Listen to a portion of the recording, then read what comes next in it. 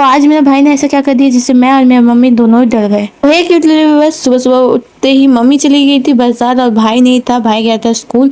तो बिछना तो ऐसे पड़ा हुआ है तो पहले उसको गुछाने के लिए उठते हैं क्योंकि बहुत लेट हो चुका है, हम भी लेट करके उठे हैं। देखो कल रात को हम एडिट करते करते लिटरली 6 बजे सोए हैं और उठे हैं इतना लेट करके।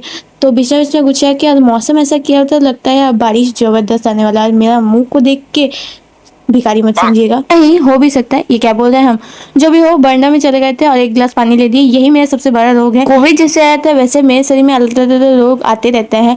तो पानी पी के अपने आप को हाइड्रेट करके सीधे चले जाते हैं अपने दांतों के जम्स को मारने के लिए। और मम्मी उस टाइम आ गई थी तो मेरे लिए पहले बना दी चाय, ले आई थी मेरे लिए केक और इसको लेने के बाद हम सीधा चले गए अपने बालों को पहले बांधने के लिए। उसके बाद नाश्ता करेंगे और लिटरली हम नाश्ता कर रहे हैं दोपहर के 2 बजे। मतलब दोपहर के 2 बजे चाय कौन पीता है?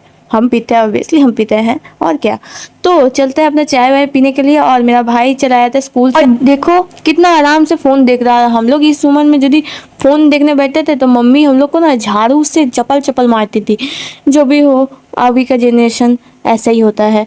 तो अब बताते हैं ये स्टोरी की क्या हुआ था। इससे हम और मम्मी दोनों डर गए थे। वो कुछ ऐसा, भाई स्कूल से घर आ रहा था और मेन रोड के टाइम वहाँ खड़ा हो गया था। उसका दोस्त साइकिल लेके मम्मी के पास आया और बोला कि सूरज वहाँ खड़ा है। मम्मी झांकी मार के देखी और देखी भाई बैठा हुआ है। मम्मी को लगा मम्मी भाई का तबीयत खराब हुआ है। तो मम्मी चिल्लाते चिल्लाते मेरे पास आई और हम फिर दौड़ते दौड़ते गए और पूछे कि क्या हुआ है। तो फिर वो बोला मेरा तो सूज का स्कूल हुआ था इसलिए हम बैठे हुए थे। इसको सुनकर तो मेरे को तो बहुत जबरदस्त हंसी आई। और शाम के टाइम मेरा भाई ले आया था कहाँ से मच्छी पकड़ के और मम्मी यहाँ पूजा कर दी थी। हम भी सीधा नहा वहा के एकदम स्किन केयर करने बैठ गए। और बहुत दिन से बालों पे तेल लगाना नहीं होता तो आज माथा पे तेल लगा ही देते हैं।